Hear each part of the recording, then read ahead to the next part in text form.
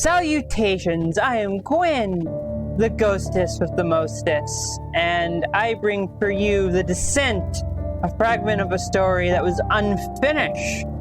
It is believed that Lovecraft started writing this in 1927.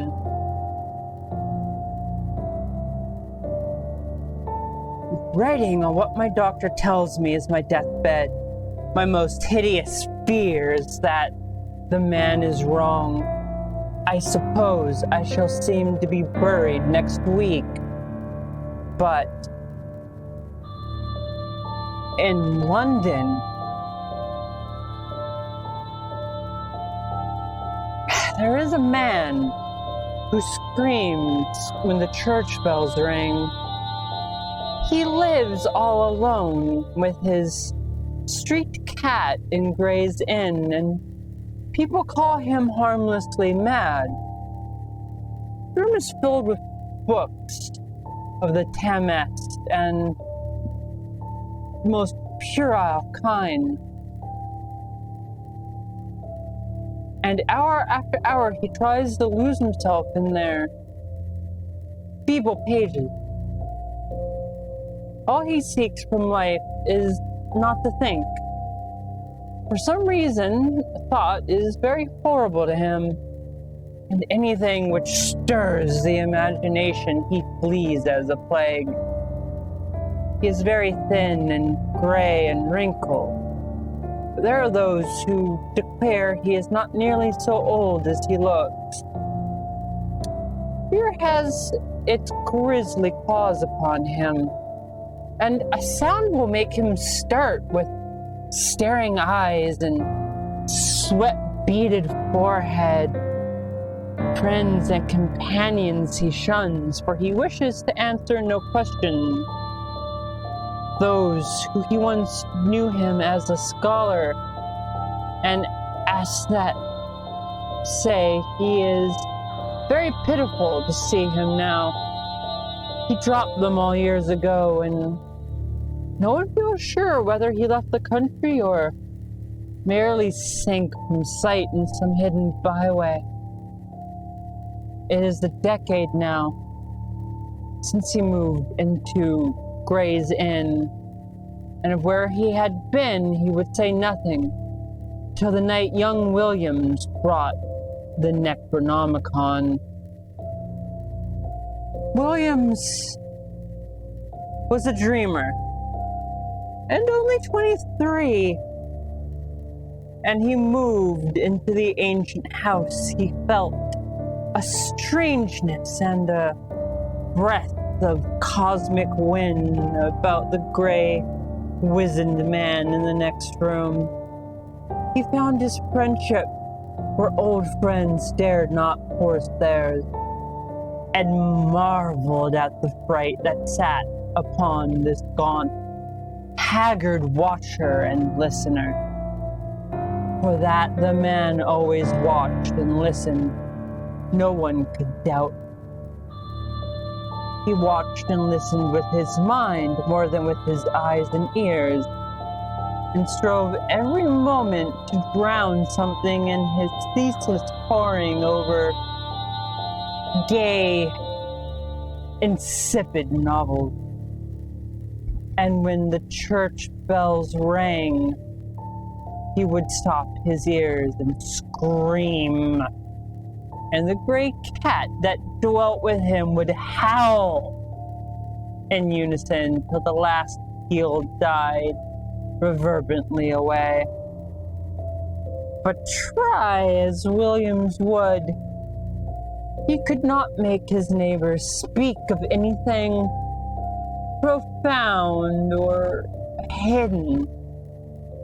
The old man would not live up to his aspect and manner, but would feign a smile, a light tone, and prattle feverishly and frantically of cheerful trifles, his voice every moment rising and thickening, till at last it would split in a piping and incoherent falsetto. That his learning was deep and thorough, his most trivial remarks made abundantly clear. And Williams was not surprised to hear that he had been to Harrow and Oxford. Later it developed that he was none other than Lord Northrum, of whose ancient hereditary castle on the Yorkshire coast so many odd things were told. But when Williams tried to talk of the castle of the reputed Roman origin, he refused to admit that there was anything unusual about it. He even tittered shrilly when the subject of the supposed undercrypts, hewn out of the solid crag that frowns on the North Sea, was brought up. So matters went until that night when Williams brought home the infamous Necronomicon of the mad Arab Abdul al-Sirah. He had known of the dreaded volume since his 16th year, when his dawning love of the bizarre had led him to ask queer questions of a bent bookseller in Chadna Street. And he had always wondered why men paled when they spoke of it. The old bookseller had told him that only 5 copies were known to have survived the shock edicts of the priests and lawgivers against it, and that all of these were locked up with frightened care by the custodians who had ventured to begin a reading of the hateful black letter. But now, at last, he had not only found an accessible copy, but had made it his own, a ludicrously low figure. It was at a Jew's shop in the squalid precincts of Clare Market, where he had been brought strange things before. Often bought strange things before. And he almost fancied the gnarled old Levite smiled amidst tangles of beard as the great discovery was made. The bulky leather cover with the brass clasp had been so prominently visible, and the price was so absurdly slight. One glimpse he had of the title was enough to send him into transports, and some of the diagrams set in the vague Latin text excited the tennis and most disquieting recollections of his brain. He felt it was highly necessary to get the ponderous thing home and begin deciphering it, and bore it out of the shop such precipitate haste that the old Jew chuckled disturbingly behind him. But when at last it was safe in his room, he found the combination of black leather and debased idiom too much for his prowess as a linguist, and reluctantly called on his strange, frightened friend for help with the twisted medieval Latin.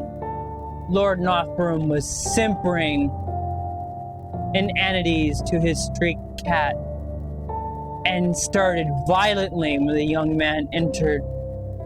Then he saw the volume and shuddered wildly, and fainted altogether when Williams uttered the title. It was when he regained his senses that he told his story, told his fantastic figment of madness in frantic whispers. Beast his friend, be not quick to burn the accursed book, and give wide scattering to the ashes. There must, Lord Northrum whispered, have been something wrong at the start, but it would never have come to a head he had not explored too far. He was the 19th Baron of a line whose beginnings went uncomfortably far back into the past.